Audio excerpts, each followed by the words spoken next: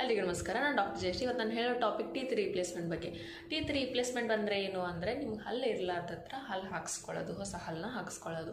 So ನೀವು ಬಂದು ಡೈರೆಕ್ಟಾಗಿ ಮೇಡಮ್ ನಾವು ಹಲ್ಲು ಹಾಕ್ಸ್ಕೋಬೇಕು ಅಂತಂದರೆ ಅದನ್ನು ಚೆಕ್ ಮಾಡಿ ನಾನು ಹೇಳ್ಬೋದು. ಸ್ವಲ್ಪ ಜನ ಬರ್ತಾರೆ, ಮೇಡಮ್ ಅಲ್ಲಿ ಅವ್ರಿಗೆ ಹಲ್ಲು ಹಾಕ್ಸ್ಕೋಬೇಕು, ಇವ್ರಿಗೆ ಹಲ್ಲು ಹಾಕ್ಸ್ಕೋಬೇಕು ಅನ್ಕೋತಿದ್ದಾರೆ. ಅವ್ರಿಗೆ ನಾವು ಎಷ್ಟಾಗುತ್ತೆ ಅಂತ ಕೇಳ್ತಾರೆ. ಅದನ್ನು ಎಸ್ಟಿಮೇಷನ್ ನಾವು ಬ್ಲೈಂಡಾಗಿ ಹೇಳಿಕ್ಕೆ ಬರಲ್ಲ, ಬಿಕಾಸ್ ನಾವು ಅದನ್ನು ಕಂಡೀಷನನ್ನು ಚೆಕ್ ಮಾಡಬೇಕಾಗತ್ತೆ. ನಾನು ಒಂದು ಸಲ ಎಕ್ಸ್ಪ್ಲೇನ್ ಮಾಡ್ತೀನಿ ನಿಮಗೆ. ನೀವು ಒಂದು ಹಲ್ಲು ಹಾಕ್ಸ್ಕೋಬೇಕು ಅಂತಂದರೆ ನಿಮ್ಗೆ 2 ಆಪ್ಷನ್ ಇರ್ತವೆ.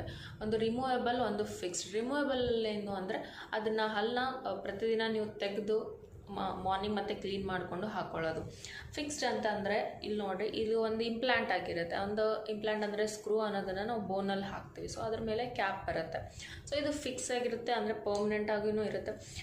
ಬ್ರಿಡ್ಜ್ ಅನ್ನೋದು ಇನ್ನೊಂದು ಆಪ್ಷನ್. ಬ್ರಿಡ್ಜಲ್ಲಿ ಏನಾಗುತ್ತೆ ಅಂತಂದರೆ, ಒಂದು ಹಲ್ಲಿಲ್ಲ ಅಂತಂದರೆ ಮುಂದಿನ ಹಲ್ಲು ಹಿಂದಿನ ಹಲ್ಲು ಸಪೋರ್ಟ್ ತೊಗೊಂಡು ನಾವು ಇದನ್ನು ಕನೆಕ್ಟ್ ಮಾಡ್ತೀವಿ. ಸೊ ಇದನ್ನು ಬ್ರಿಡ್ಜ್ ಅಂತ ಅಂತೀವಿ. ಮೇಡಮ್ ಒಂದೇ ಹಲ್ಲಿಲ್ಲ, ನೀವೇನು 3 ಕ್ಯಾಪ್ಸ್ ಅಂತ ಹೇಳ್ತಿದ್ದೀರಿ ಅಂತಂದರೆ, ನಂಬರ್ ಆಫ್ ಕ್ಯಾಪೇ ಕೌಂಟ್ ಆಗುತ್ತೆ ಇದರಲ್ಲಿ. ಈಗ ಬಿಕಾಸ್ ಒಂದು ಕ್ಯಾಪ್ ಅನ್ನೋದು ಸ್ಕಿನ್ ಮೇಲೆ, ಅಂದರೆ ನಿಮ್ಮ ಕೆಳಗಿರೋ ಗಮ್ ಮೇಲೆ ಕೂಡಲ್ಲ, ಅಂದರೆ ನಿಮ್ಮ ಚಿಗುರ ಮೇಲೆ ಕೂಡಲ್ಲ. ಸೊ ಇದು ಯಾವಾಗಲೂ ಟೂತ್ಗೆ ಬಾಂಡ್ ಆಗುತ್ತೆ. ಸೊ ಅದರಿಂದ ನಾವು ಮುಂದಿನ ಹಲ್ಲು ಹಿಂದಿನ ಹಲ್ಲು ಸಪೋರ್ಟ್ ತೊಗೊಂಡು ಹಲ್ಲನ್ನ ಹಾಕಬೇಕಾಗತ್ತೆ. ಒಂದು ವೇಳೆ 2 ಹಲ್ಲಿಲ್ಲ ಅಂತಂದರೆ ಆ ಕಂಡೀಷನ್ನಲ್ಲಿನೂ ಹಿಂದಿಂದು ಮುಂದಿಂದು ಸಪೋರ್ಟ್ ತೊಗೋಬೇಕಾಗತ್ತೆ. ಆ್ಯಂಡ್ ನಾವು ಇದು ಸಪೋರ್ಟ್ ತೊಗೋಬೇಕು ಅಂತಂದ್ರೂ ಹಲ್ಲಿನ ಕಂಡೀಷನ್ ಚೆನ್ನಾಗಿರಬೇಕು. ಸೊ ನಾವು ಅದನ್ನು ಚೆಕ್ ಮಾಡ್ತೀವಿ, ಮುಂದಿನ ಹಲ್ಲು ಚೆನ್ನಾಗಿದೆನಾ, ಹಿಂದಿನ ಹಲ್ಲು ಚೆನ್ನಾಗಿದೆನಾ ಅನ್ನೋದ್ರ ಬಗ್ಗೆ.